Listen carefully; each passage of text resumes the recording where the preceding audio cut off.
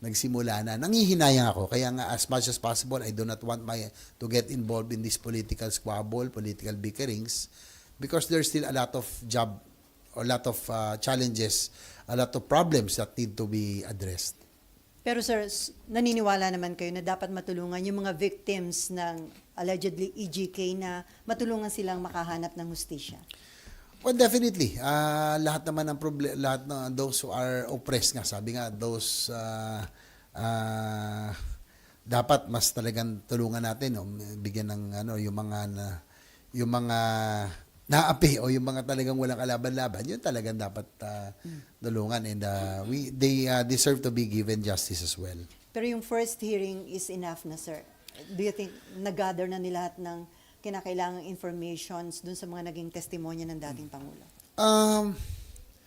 Again, let us let